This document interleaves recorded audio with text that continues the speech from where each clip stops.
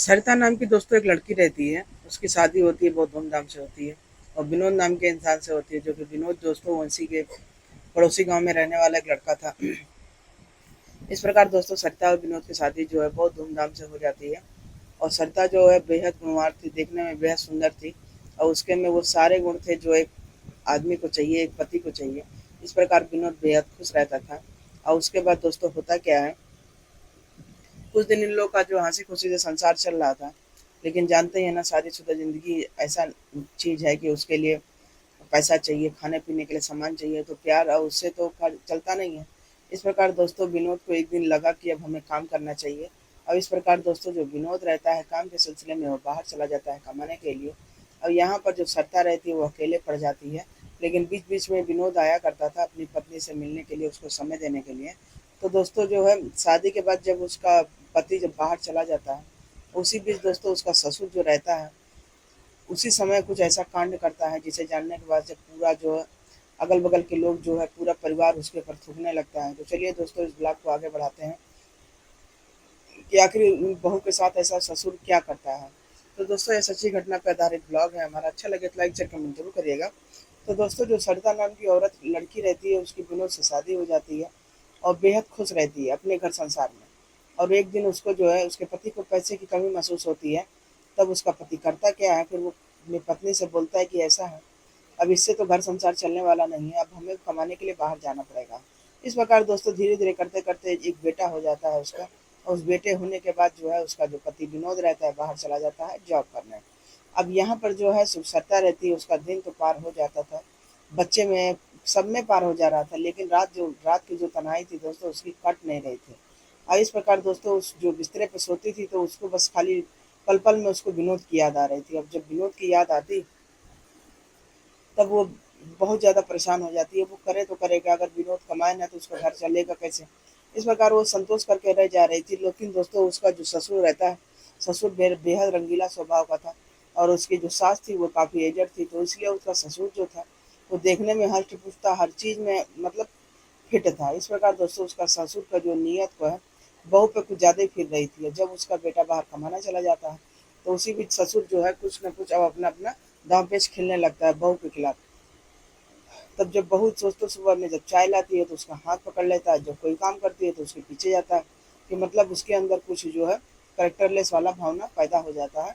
और अपनी बहू को कोई ना कोई बहाने से छेड़ा करता है कि मतलब ये बोले। इस प्रकार दोस्तों उसकी बहू जो रहती है उसकी मंशा समझ जाती है। इस प्रकार जो है वो अपने ससुर से दूरी बना लेती है। और जब दूरी बना लेती है तो दोस्तों अब उसका ससुर उसका पीछा छोड़ने वाला नहीं था, क्योंकि रही बात बहू को रहना तो अपने घर पे ही है, सास ससुराल में ही, सास ससुर के साथ। इस प्रकार दोस्तों एक दिन होता क्या है, उसकी जो सास रहती है बगल में कहीं कथा रहता है, कथा में चली जाती है।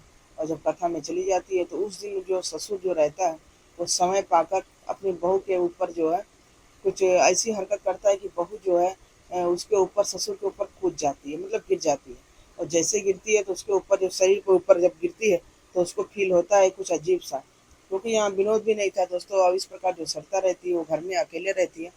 तो उसको जब ससुर के ऊपर गिरती है तो उसको कुछ अजीब सी फील होती है। और जब फील होता है तो उसको महसूस होता है, क्योंकि उसका पति भी नहीं था। अब यहाँ पर दोस्तों कुछ जब उसको लगता है कि हाँ मतलब ये ससुर जो है अच्छे खासे हट्टे कट्टे हैं और हमारे पति की कमी जो दूर कर सकते हैं। इस प्रकार दोस्तों उसकी बहू जो रहती है वो अपने ससुर के साथ संबंध बना लेती है। और जब सब ससुर के साथ संबंध बना लेती है तो आप जानते ही हैं, संबंध बनाने का सिलसिला अगर एक बार चालू हो जाता है तो बंद तो होता नहीं है। इसी प्रकार दोस्तों जो है अब इधर बहू और ससुर के जो है रासलीला चालू हो जाती है। तो इसी प्रकार दोस्तों एक दिन जो है ये लोग संबंध बना रहे थे, उसी दौरान इनकी सास जो आ जाती है, सब सीन देख लेती है। और जो सीन देखती है उस देखने के बाद जो है वो अपने बेटे को फ़ोन करती है, बोलती है कि ऐसा है बाबू, तुम घर पर जल्दी चले आओ, क्योंकि यहाँ तुम्हारी पत्नी और मेरा पति जो है बिल्कुल बहक गए हैं, बहुत बेकार हो गए हैं, दोनों बहुत गलत काम कर रहे हैं।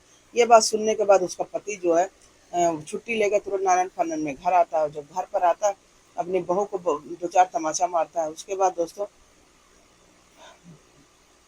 दोस्तों धीरे धीरे वो करता क्या है, उसको अपने साथ ले जाता है। अब कहता है कि तुम यहाँ से चलो, मेरे साथ रहना, वहीं पर रहना मेरे साथ, मैं ड्यूटी करूँगा, तब वहाँ तुम ठीक से रहोगी। इस प्रकार दोस्तों वो वहाँ लेकर चला जाता है जॉब पर। और जब जॉब पे लेके जाता है तो जानते ही है ना कि जिसकी आदत लग जाती है, लत लग जाती है इधर उधर मुंह मारने की, तो वो कहीं भी सेफ नहीं रहती। इस प्रकार दोस्तों जब विनोद बाहर ड्यूटी पे चला जाता था तो उसके बाद ये करती क्या थी सर, छाता इधर उधर आदमियों से संपर्क करती थी और व्यवहार बनाती, और व्यवहार बनाने के बाद दोस्तों क्या उससे संबंध बनाती। अब ये सब सीन देखने के बाद वहाँ भी संतोष नहीं, अब विनोद सोच रहा था एक दिन एक लड़के के साथ संबंध बनाते देख वहाँ भी इसकी पिटाई कर दी। अब वो करता क्या है, कहता है कि ऐसा है चलो यहाँ से मैं काम वाम समेट के अब गाँव चलता हूँ, गाँव में चलो मैं वहीं साथ में रहूँगा, खेती करूँगा तो तुम्हारा दिमाग सही होगा। इस प्रकार दोस्तों अब ये दोनों गाँव चले आते हैं। अब जब गाँव में आते हैं दोस्तों फिर वही रवैया। अब यहाँ तो इसका ससुर था। अब ससुर भी एक बार जब इसका मजा चख लिया है तो एक दिन चांस में घर में बैठा रहता है। घर में बैठा रहता है तो वो अपने ससुर के साथ जो है रोमांस कर रही थी। रोमांस करते करते अब इसका बेटा फिर देख लेता है, तब अपने पिता उता को डांटता है। लेकिन दोस्तों इस प्रकार दोस्तों इस बहू से जो है पूरे घर वाले परेशान थे।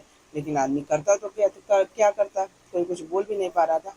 अब धीरे धीरे दोस्तों होता क्या है, जो ये सरता रहती है, जो कई लड़कों से संबंध बनाती है, जब कई लड़कों से संबंध बनाती है अब इनके घर सब आने लगते हैं। उसी में से एक रामचरण नाम का इंसान रहता है, वो आता है दोस्तों। अब इस प्रकार बहुत सारे लड़कों से संबंध बनाती है तो बारी बारा से सब लड़के जो है इनको फ़ोन करते हैं कि यार भाभी जी आप कहाँ रहती हैं, आजकल मिलती नहीं है, बहुत सारी बातें दोस्तों। फिर एक दिन रामचरण अब घर तक आने लगता है, क्योंकि किसी किसी दिन जो है इसका पति विनोद बाहर ड्यूटी करने चला जा रहा था।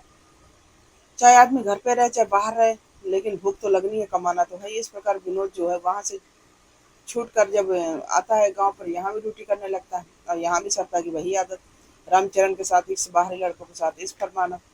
इस प्रकार अब यहाँ पर जो एक दिन सोचती है कि इसका ससुर भी यही देख रहा था, समझाने लगा कि ऐसा है बहू ये सब काम मत करो, अब छोड़ दो, जो गलतियाँ हो गई सब भूल जाओ, मेरे से भी हुई तुमसे भी, अब ये सब छोड़ दो, अपना घर संसार जीवन अच्छे से बिताओ, क्योंकि तुम्हारा पति तुम्हारे अब साथ रहता है।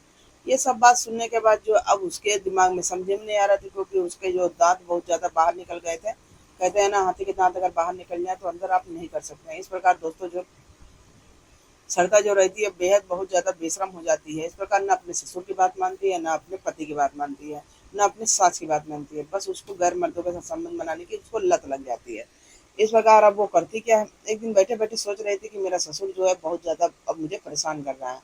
तब दोस्तों वो करती क्या है, अपने यार के साथ मिलकर, रामचरण के साथ मिलकर कुछ ऐसा गेम खेलती है कि और अपने ससुर को अपने रास्ते से हटा देती है। तो ससुर को दोस्तों उस दिन करती क्या है, ससुर को जाती है प्यार के झूठे जाल में फंसाती है और रामचरण को इशारा करती है कि ऐसा जब मैं अपने ससुर के साथ बैठूंगी सब कुछ, तो तुम पीछे से आकर उसका मुंह दबोच देना, और इस प्रकार जो है वो वहाँ पर ख़त्म हो जाएगा। और वैसे ही दोस्तों वो अपने मनसा में कामयाब हो जाती है। लेकिन दोस्तों कहते हैं ना कुछ ऐसा कांड होता है जिसे सोच करने से पहले 100 बार सोचना चाहिए। लेकिन यहाँ पर जो सरता रहती है बस उसको हवस दिखता है और कुछ नहीं दिख रहा था, उसको घन संसार कुछ नहीं दिख रहा था कि उसका पति उसके लिए पूरा नौकरी छोड़ कर गाँव आ गया, लेकिन उसको कोई फर्क ही नहीं पड़ रहा था। इस प्रकार दोस्तों यहाँ पर उसके ससुर जो है इस दुनिया से चल बसते हैं। तब इसका जो पति रहता है उसको पूरा शक हो जाता है कि मेरी कुछ ना कुछ और मेरी पत्नी का ही किया धरा है। तब वो देर न करते हुए पुलिस को बुलाता है, पुलिस वाले सख्ती से पूछताछ करते हैं। और जब पूछताछ करते हैं तो जो सीन ये बताती हैं उसे जानने के बाद उसके पति उसके ससुर पूरे गाँव वाले के समझे पैर तले जमीन खिसक जाता है। तब दोस्तों पुलिस बहू जो पति इसका रहता है वो देर न करते हुए अपनी पत्नी को पुलिस के हिरासत में कर देता है। उसके बाद दोस्तों पूरा घर संसार इन लोग का बिखर जाता है। तो दोस्तों एक छोटा सा ब्लॉग आप लोग साथ शेयर किए, कैसा लगा, अच्छा लगा और लाइक शेयर कमेंट जरूर करिएगा।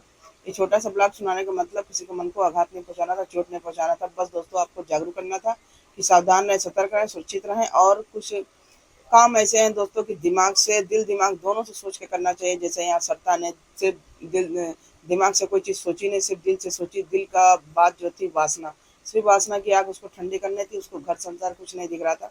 इस प्रकार वो अपना पूरा घर नाश करके अब वो दोस्तों जाकर जेल में रातें बिता रही है। और इस प्रकार दोस्तों ये उन औरतों के लिए ज़्यादा है जो गलत समय रहते दिमाग से काम नहीं लेती हैं और धीरे से काम नहीं लेती हैं। इसलिए भैया सबसे हाथ जोड़ के रिक्वेस्ट है माता बहनी जी से है सबसे कि दिल दिमाग से काम लें, घर संसार जो है उसको अच्छे से चलाएं, और पति बच्चे हैं उसी में ही ज़िंदगी यापन करें और ये सब फालतू लोचा में ना पड़ें। और कहने का मतलब दोस्तों ये है, सावधान रहें, सतर्क रहें, सुरक्षित रहें। तो चलिए दोस्तों हमारा ब्लॉग आपको अच्छा लगे तो like share subscribe comment share जरूर करिएगा, और मिलते हैं फिर अगले ब्लॉग में। जब तक के लिए बाय बाय।